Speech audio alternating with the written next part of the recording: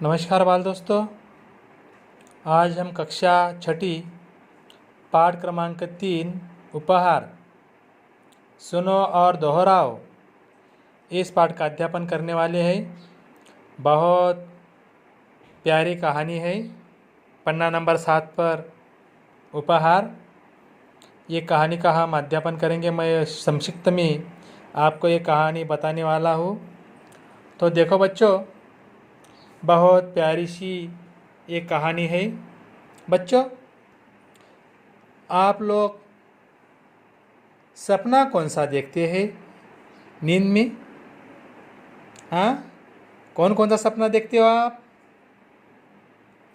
हाँ, आपने कभी परी का सपना देखा है क्या? हाँ, तो कभी कभी आप लोग परी का सपना भी देखते हो। कभी कभी सपना में राजा भी बनते हो। कभी कभी आप लोग, बहुत सारे बच्चे टेलीविज़न पर जो कार्टून फिल्म है वो देखते हैं। छोटा भीम हो, और कौन सा है, मोटू पतलू हो। हाँ, उनमें देखो ऐसी परी आपको दिखाई देती है। लेकिन यहाँ जो पाठ है, उपहार पाठ में जो लड़का है ऋतिक, ये तुम्हारी उम्र का लड़का है। क्या नाम है उसका? ऋतिक। ये जो ऋतिक है, ये ऋतिक कि यहाँ एक परी आती है, और वो परी क्या करती है, उनको क्या उपहार देती है। उपहार का मतलब होता है बच्चों भेंट। क्या होता है? भेंट। तो देखो, ये ऋतिक को सचमुच परी मिलती है या नहीं, हम प्रस्तुत पाठ में इसका अध्यापन करने वाले हैं। तो देखो बच्चों, एक गांव में एक ऋतिक नाम का गरीब लड़का रहता था। बड़ा प्यारा था, बड़ा अच्छा था। और ये ऋतिक को पुस्तक बहुत प्रिय थी। ऋतिक पुस्तक प्रिय लड़का था। उन्हें पढ़ाकू ही बोलते हैं। क्या बोलते हैं? पढ़ाकू। ये बहुत पढ़ाकू था। बाजू के गांव में पुस्तक का मेला लगा था। बच्चों, आपने गुड़िया का मेला देखा होगा, खिलौने का मेला देखा होगा। लेकिन बच्चों, आपने किताबों का मेला देखा है?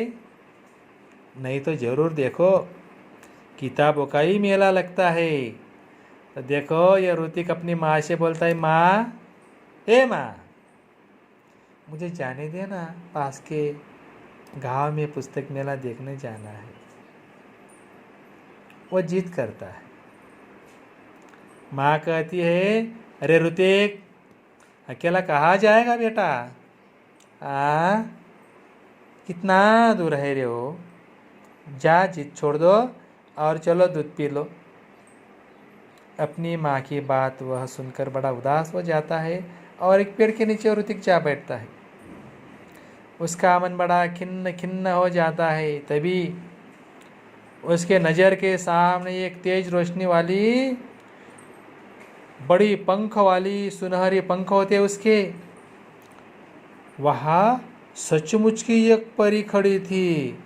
ऋतिक तो देखकर हैरान हो गया और परी से वो पूछकर बोलता है, अरे कौन हो तुम? वो बोलती है, मैं परी हूँ, लेकिन तुम यहाँ ऐसे उदास क्यों बैठे हो? तुम्हारा चेहरा ऐसा मुरझा हुआ क्यों है? हाँ, बिल्कुल मुरझा हुआ, ऐसा खिला हुआ दिखाई नहीं देता। क्या हुआ रे बेटा? वो बोलता है।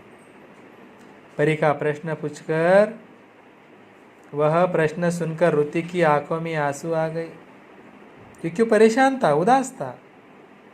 वह कहता है, मैं अपने दोस्तों के साथ पुस्तक मेला देखने और पुस्तक खरीदना चाहता हूँ। वह कहकर ऋतिक खामोश हो गया। देखो, बड़ा पढ़ाकू लड़का है, पुस्तक प्रिय लड़का है। वह किताबों के लिए रोने लगा। अपने दोस्तों के साथ वो मेला देखने को जाना चाहता है और किताबें खरीदना चाहता है। तब परी बोली, अरे बेटा, इसमें दुख की क्या बात है, समझ लो, तुम्हारी मदद करने के लिए मैं ही आई हूँ। हाँ, ऐसा कहकर वह कहती है कि देखो बेटा, तुम्हें पुस्तक प्रिय है ना, तुम पुस्तक प्रिय बालक हो ना, तो मैं आपकी एक परीक्षा लूँगी। ऋतिक बोलता है, अरे अरे ये परीक्षा कौन सी? नहीं, बिल्कुल नहीं। बता दिया ना बेटा, तो परीक्षा कैसी? परीक्षा का मूल्य रहता नहीं, इसलिए परीक्षा तो परीक्षा होती है। ऋतिक कहता है ठीक, कोई बात नहीं, ले लो परीक्षा। ऐसा कहकर ऋतिक वहाँ से चला जाता है। अभी कुछ दूर वो चला जाता है, वहाँ उन्हें एक मखमली लाल रंग की पोटली मिलती है, और उस पोटली में कई अच्छी चीजें होंगे ऐसा उनको लगता है, और होगी। लेकिन वो पोटली उठाता और वह खोलने का वो विचार करता है, सोचने लगता है, अरे ये तो पोटली मेरी नहीं, दूसरी की होगी। वह जोर जोर से आवाज देने लगा, अरे भाई ये पोटली किसकी है, किसकी है, ले लो भाई ले लो। तब तक वहाँ राहगीर आता है। ऋतिक ने पूछा कि तुम्हारी पोटली यहाँ गिरी है? हाँ, राहगीर ने बताया।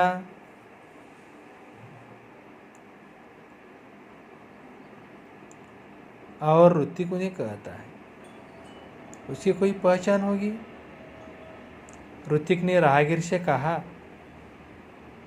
उस पर राहगीर बोलता है, देखो उन पर एक सुनहरे रंग का परी का चित्र है। राहगीर बताता है ऋतिक को। तब ऋतिक ने जो वह पोटली उठाई थी, सचमुच उस पोटली पर परी का वह सुनहरे रंग का चित्र चमकने लगा, और ऋतिक ने राहगीर को वो पोटली वापस कर दी। तो देखो ऋतिक का ये सच्चापन था, जो उसका नहीं ना वो उसने लिया नहीं, वो वापस बिना खोलते हुए उसमें क्या है यह न देखते हुए जिसकी पोटली थी राहगीर को वापस लौटा दी। राहगीर ने सही सही निशाने बताए और ऋतिक ने वो पोटली उनको दे दी। सुबह उठकर ऋतिक देखता है और जहाँ कल वो बैठा था वही वह जाकर बैठता है, उसी प्रकार कल जैसा बैठा था। उसके सामने फिर वही लाल रंग की पोटली दिखाई देने लगी। तभी फिर तेज पहरे जैसा ही प्रकाश फैला और परी का वहां आगमन हुआ। परी ने पूछा, अरे बेटा ऋतिक कैसे हो? ठीक हूँ, ऋतिक ने जवाब दिया। तभी परी ने कहा, अपनी आंखें बंद करो, मैं तुम्हारे हाथ इनाम दूंगी। किस बात का? देखो बेटा तुम उत्तीर्ण हो गए। परी की बात उसके समझ में नहीं आ रही थी। आंखें बंद कर ली। परी ने उसके हाथों में एक मखमली थैली पकड़ा दी। ऋतिक ने देखा, वह हैरान हो गया, अरे ये तो कल मैंने राहगीर को दिया था। नहीं बेटा, ये कल तेरी ईमानदारी की ये जो परीक्षा थी, मैंने कल उस ईमानदारी की परीक्षा ली और इसमें तुम पास हो गए। हाँ हाँ बेटा, ईमानदार व्यक्ति के जीवन में किसी वस्तु की कमी नहीं होती। जाओ, तुम्हें जो मन चाहिए वस्तु चाहे वो मिल सकती है। ऋतिक बड़ा आनंद हुआ। वह परी को धन्यवाद देता है। खुशी से उसकी आंखें फिर भर आई, उसकी आंखों में पानी आ गया। लाल मखमली पोटली ऋतिक ने अपनी माँ को दी। उसकी समझ में नहीं आ रहा था उसका बेटा क्या दे रहा है। जब माँ ने पोटली खोली तो वहाँ देखो बहुत प्यारे प्यारे सुंदर सुंदर किताबें निकली जो ऋतिक को पसंद थी। ऋतिक बड़ा पुस्तक प्रिय लड़का था। उन्हें वो किताबें मिली। अब ऋतिक अपने दोस्तों के साथ, अपनी बहन के साथ, उसकी बहन का नाम कृतिका दिया है, वह पुस्तकालय खोलता है और सभी बच्चों को आकर पुस्तकों पढ़ने के लिए आमंत्रित करता है। और पूरा गांव ऋतिक को पुस्तक मित्र जानने लगता है। देखो बच्चों, ऋतिक ने पुस्तकालय खोल दिया और जीवन का ध्येय उसने रखा कि आगे चलकर वह बहुत बड़ा पुस्तक भंडार बनाएगा। और देखो, समय बीतते गए। एक दिन पुस्तक पढ़ते पढ़ते ऋतिक की आंखें लग गई। देखता तो क्या, पुस्तक उसके सामने बातें कर रही है। उसमें एक पुस्तक ने पूछा, ऋतिक, अगर तुम अपने जीवन में बड़े आदमी बनोगे तो क्या हमारा साथ छोड़ देंगे, हमें भूल जाओगे? ऋतिक ने कहा, नहीं नहीं, अब तो पुस्तक ही मेरी साथी हो, पुस्तक ही मेरा मित्र हो। तभी किसी ने दरवाजे की घंटी बजाई और उसकी नींद टूटी। जगने पर देखता सोचता है कि आगे चलकर वह बहुत पुस्तक भंडार खोलेगा। तो देखो बच्चों, यह जो पाठ है, ऋतिक ने सपना देखा था। इसीलिए मैंने आपको कहा कि बच्चों, आप लोग कोई सपना देखते हैं क्या? तो इसी प्रकार ऋतिक के सपने में पुस्तक आए थे, किताबें आई थी, परी आई थी। और जो पुस्तक प्रिय लड़का होता है उसको ऐसे ही किताबों का सपना आता है। और देखो, वह उस किताबों में अच्छी अच्छी कहानी पढ़ता है। इसीलिए बच्चों, पुस्तक जैसा साथी संसार में नहीं। पुस्तक आपको ज्ञान दे सकता है, पुस्तक आपकी मदद कर सकता है। आपको जब ठेच पहुँचे तब राह बताने का काम ये पुस्तक ही कर सकता है। इसीलिए पुस्तक जैसा कोई दोस्त नहीं। तो इसीलिए बच्चों, अभी पुस्तकों को साथी बनाओ।